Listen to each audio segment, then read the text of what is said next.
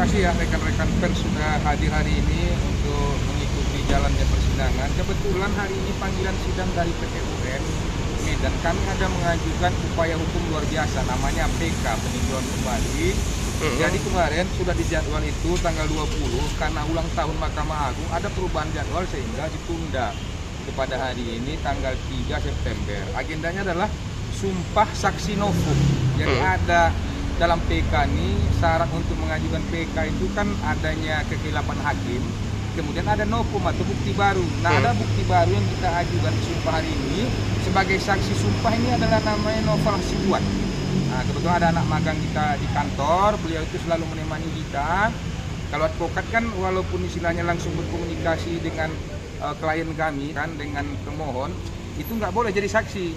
Nah, karena dia merupakan wakil atau kuasa. Sebab itu Saudara Novel lah yang intent mengikuti semua proses baik di Polres Belawan maupun di Dolok Masiul, di rumahnya klien kami. Di hari ini sudah disumpah sebanyak 6 item novum baru yang kita ajukan sebagai dasar untuk mengajukan PK ke Mahkamah Agung. Kita berharap agar hakim di Mahkamah Agung objektif melihat fakta-fakta persidangan, kemudian fakta-fakta hukum dan novum yang kita temukan hari ini, sehingga dapat mematahkan isi putusan judek fakti tingkat pertama PT UN Medan, kemudian judek fakti tingkat banding PT UN Medan terkait dengan diterimanya permohonan gugatan oleh penggugat sebelumnya, termohon sebelumnya adalah penggugat, menggugat di PT UN Medan buku nikah, pembatalan buku nikah yang idealnya, sejatinya menurut undang-undang itu merupakan kompetensi dan yurisdiksi daripada pengadilan agama. Nah, itulah kira-kira. Dan kita juga di sini selain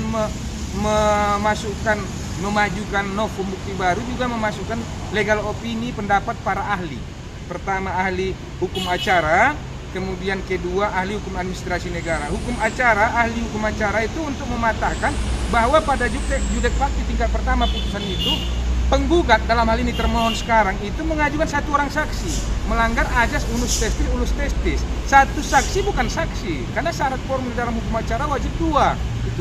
Kemudian dalam hukum administrasi negara kita menghadirkan ahli untuk menerangkan kepada Hakim Agung bahwa ini merupakan yurisdiksi pengadilan agama, karena antara si pemohon PK dengan termohon PK itu adalah umat Islam.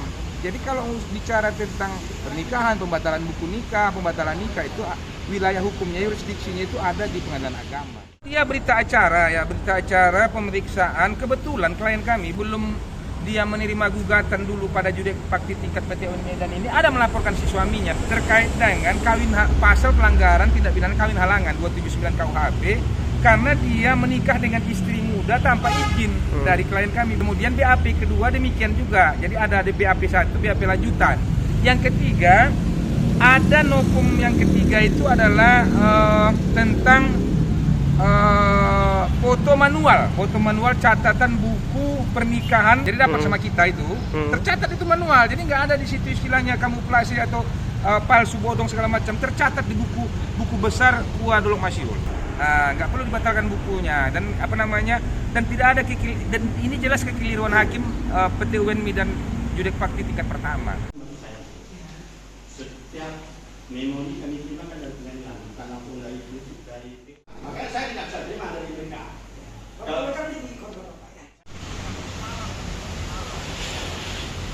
Download Tribun X sekarang, menghadirkan lokal menjadi Indonesia.